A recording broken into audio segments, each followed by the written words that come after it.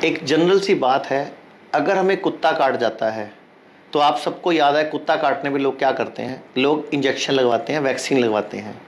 कभी किसी ने आज तक सवाल किया उस वैक्सीन में क्या है, हमें क्या लगाया जाता है, हम क्यों लगवाते हैं वैक्सीन? तो आम आदमी से अगर सवाल पूछो तो बोलता है कि रेबीज़ हो गया इसलिए वैक्सीन लगाते हैं। तो मैं आपको दो सिचुएशन बताता हूँ। आपको कुत्ते ने काटा, मान लेते हैं उस कुत्ते को रेबीज़ था या कुत्ते को नहीं था, दो ही बात हो सकती हैं। तो अगर तो रेबीज़ था तो आपकी बॉडी में, आपकी ब्लड में चला ही गया, तो वैक्सीन क्यों लगवा रहे हो? क्योंकि वैक्सीन में क्या है, रेबीज़ ही है। दुनिया को नहीं पता, लोग सोचते हैं वैक्सीन में एंटीडोट होता है, कोई उसके खिलाफ कोई लड़ने की कोई शक्ति होती है। दुनिया की किसी भी वैक्सीन में कोई एंटीडोट नहीं होता।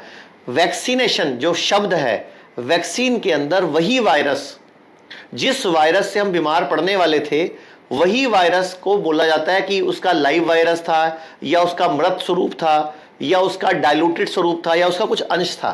तो मुझे बताओ उसको मृत कैसे किया? पहले तो वो टेक्निक क्या है, कोई बता सकता है?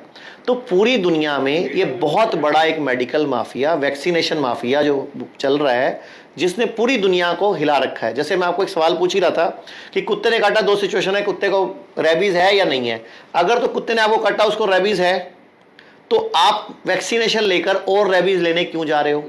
अच्छा चलो, कुत्ते को रेबीज नहीं है तो आप रेबीज लेने क्यों जा रहे हो? दोनों सिचुएशन में आपको इंजेक्शन नहीं लेना था। अब आप बोलोगे ये हो गया तो वो हो गया, तो करना क्या था? हाँ, ये इंपॉर्टेंट है, करना क्या था।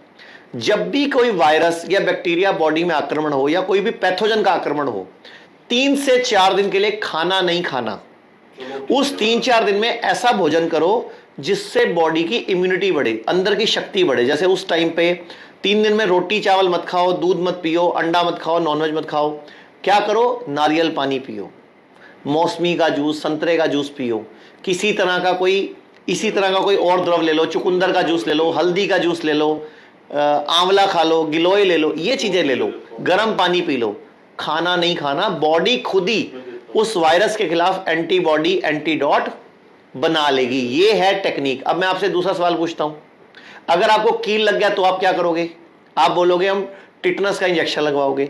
अगर कील में जंग था तो टिटनी बैक्टीरिया बॉडी में जा ही चुका है, तो और लेने वैक्सीन लगवा के क्यों जा रहे हो? अगर मान लो कील लग गया और आपको उस कील में जंग नहीं था, तो आपकी बॉडी में टिटनी नहीं आया, तो और लेने क्यों जा रहे हो? करना क्या था? 3 से 4 दिन के लिए खाना नहीं खाना था। जिस तरह जंगल में जानवर जब बीमार पड़ते हैं या आप जब घर में जानवर पालते हो बीमार पड़ते हैं, 2 से 3 दिन के लिए खाना छोड़ते हैं, उसी तरह जब भी कोई वायरल इंफेक्शन आए, जब भी आपको बुखार हो, जुकाम हो, खांसी हो, सिरदर्द हो, चिकनगुनिया, डेंगू, मलेरिया, टाइफाइड, कुछ भी हो, 3 से 4 दिन के लिए खाना छोड़ना है और 3-4 दिन रेस्ट करना है। नारियल पानी पियो, मौसमी का जूस पियो, संतरे का जूस पियो, पत्ते खाओ, हल्दी लो, गिलोय लो, कोई तुलसी का काढ़ा बना के ले लो, तुलसी, दालचीनी, काली मिर्च, कोई आंवला, इस तरह की चीजों का, मतलब ये नेचुरल चीजें लो। रोटी चावल खाना उन 3-4 दिन में नहीं खाना। दूध की बनी कोई चीज नहीं लेनी। लेकिन हमारे घरों में क्या होता है, बुखार है, दूध में रस डुबो डुबो के खाएंगे हम। हमारे घरों में बुखार है, पीली दाल बना दो, पोटियां लगी खिचड़ी बना दो। जब भी शरीर कुछ भी लक्षण दिखा रहा है तो शरीर को खाली छोड़ो, इम्यूनिटी बढ़ने दो, शरीर की खुद की शक्ति से खुद ही उस बीमारी के खिलाफ शक्ति को तैयार करने दो। ये टेक्निक जब तक पूरा भारत नहीं अपनाएगा, मेडिकल माफिया इसी तरह सामान बेचता रहेगा और हम लोग खरीदते रहेंगे। एक और सवाल पूछता हूं मैं आपसे कि पहले 14 इंजेक्शन लगते थे पेट में कुत्ते के काटने पर, आजकल 3 क्यों लगते हैं? मैं भैया से ही पूछता हूं जो रिकॉर्डिंग कर रहे हैं, सर आप बताओ, 14 लगते थे अब 3 क्यों लग रहे हैं? सर इसीलिए लग रहे होंगे ना, अपग्रेड कर दिया होगा उसको, इंजेक्शन मॉडिफाई कर दिया, इसलिए अब कर रहे होंगे, या नई रिसर्च होगी आपके हिसाब से? यही समझते हैं हम तो, यही समझते हो, जबकि सच क्या है, आप कंपनी की वेबसाइट जो कि कुत्ता काटने की वैक्सीन बनाती है, उसकी वेबसाइट पे चेक कर लो क्या लिखा हुआ है, या रिसर्च पेपर चेक कर लो लैंसेट का। कंपनी क्या कह रही है, हम प्रोडक्शन पूरा नहीं कर पा रहे, पहले 14 दे रहे थे, फिर हमने 6 करे, अब हमने 3 कर दे, हो सकता है हम 1 कर दे। हम किसी और को इसका बनाने का राइट नहीं देना चाहते क्योंकि पेटेंट हमारे पास है, इसलिए हमने 3 लगा रहे हैं या 1 लगा रहे हैं। और कोई रिसर्च, कोई डेवलपमेंट क्या करो? एक वायरस में क्या डेवलपमेंट करोगे, क्या रिसर्च करोगे? 14 में भी वायरस था, तीन में भी वायरस ही है, एक में भी वायरस ही है, तो कुछ नहीं है सर, एक चीज ये पूरा खेल है। छत्रपति शिवाजी महाराज हुए, बहुत बड़े बड़े योद्धा हुए, लेकिन उस समय किसी तरह का वैक्सीनेशन बच्चों में नहीं लगता था। लेकिन आज अगर बात की जाए, बच्चों को पैदा होते ही कुछ टाइम का 1.5 से 2 साल का वैक्सीनेशन का चार्ट दे दिया जाता है। अगर बात करें, इतने इतने बड़े बड़े योद्धा हुए, उन्होंने कोई वैक्सीन नहीं लगवाई थी। ये वैक्सीनेशन अगर ना लगवाई जाए तो बच्चा बीमार हो जाएगा सर ऐसा नहीं है, हमारे देश में कोई भी ये बात करने को तैयार नहीं है कि जब बीमारी आए करना क्या है। हमारे देश में जब बीमार हो खाना छोड़ना है, ये कोई बोलने को तैयार नहीं है। इवन की जो अभी पीछे सुइयां लगी 200 करोड़, तब भी लोगों को ये बोला गया जब सुई लगवाने आ रहा हो तो खाना खा के आना, जबकि पूरा दिन खाना नहीं खाना होता, क्योंकि बॉडी ने उस वायरस के खिलाफ एंटीबॉडी बनाना है, एंटीडोट तैयार करना है, उसका एंटीबॉडी के अंदर शक्ति तैयार करनी है। जो भी बच्चों को वैक्सीनेशन लग रही है, ये एक WHO का प्रोटोकॉल है, इसकी किसी को कोई जरूरत नहीं है। मैं बहुत सारे लोगों को जानता हूं जिनके किसी भी बच्चे ने एक भी वैक्सीन नहीं ली, लेकिन अगर ये वीडियो कोई हेल्थ मंत्रालय का बंदा देख लेगा, वो मेरे ऊपर केस कर देगा, वो मुझे कंप्लेंट डाल देगा, कहेगा आपको क्या फैला रहे हो। जबकि बॉडी में वैक्सीन में होता क्या है, वही वायरस तो होता है जिस वायरस से हम एक्चुअल में बीमार पड़ने वाले हैं। अब देखियो, पोलियो का नामो निशान खत्म है, तो तुम पोलियो की वैक्सीनेशन बंद कर दो ना।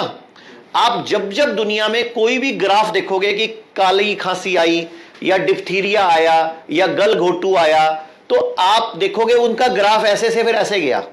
तो जब भी दुनिया में वो बीमारी अपने आप ही जाने वाली थी और तब वैक्सीनेशन आई, और सारा क्रेडिट वैक्सीन को चला गया कि वैक्सीन की वजह से वो बीमारी गई, जबकि ऐसा नहीं है। एक हर चीज का एक साइकिल है। जैसे अभी एक 200 करोड़ लोगों को जो बीमार करके गई, जो सुइयां लगी, वो भी एक बीमारी है। मैं नाम इसलिए ले रहा हूं क्योंकि वो इसके सोशल मीडिया के कुछ रूल्स हैं कि उस बीमारी का नाम लेते ही वो वीडियो ब्लॉक हो जाती है या डिलीट हो जाती है, इसलिए मैं उस बीमारी का नाम नहीं ले रहा। आप समझदार हो, 2.5 साल पूरे भारत में प्लैंडेमिक का खेल चला है, हम उसको प्लैंडेमिक बोलते हैं।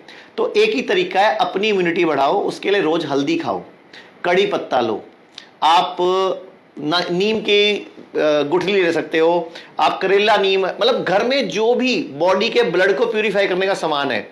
आप बीमार पड़ने पर 3 दिन के लिए खाना छोड़ो ना, सबसे बेस्ट तरीका है। मैं आपको एक लाजवाब जूस बताता हूं। आप एक चुकंदर लो, 5 कड़ी पत्ते या 10 कड़ी पत्ते ले लो, चुकंदर ले लो, पालक ले लो और आंवला ले लो और हल्दी, इनका जूस डेली पीना शुरू कर दो। कमी हीमोग्लोबिन कम नहीं होगा, किसी भी तरह का वायरल इन्फेक्शन से कोई और इन्फेक्शन लड़ने की शक्ति आ जाएगी, कभी कैंसर नहीं होगा, कभी पेट खराब नहीं होगा। आप, क्योंकि हल्दी एंटीबायोटिक भी है, एंटीवायरल भी है, एंटी फंगल भी है, एंटी इन्फ्लामेटरी भी है, एंटी कैंसरस भी है। तो ऐसे हमारे देश में जड़ी बूटियां, जो हमारी किचन थी ना, यही पूरी की पूरी दुकान है, मेडिकल कंपनी खुद की खुद हमारी किचन है। अब उस किचन के अंदर के सामान को यूज कर लो तो आप कभी बीमार नहीं पड़ोगे।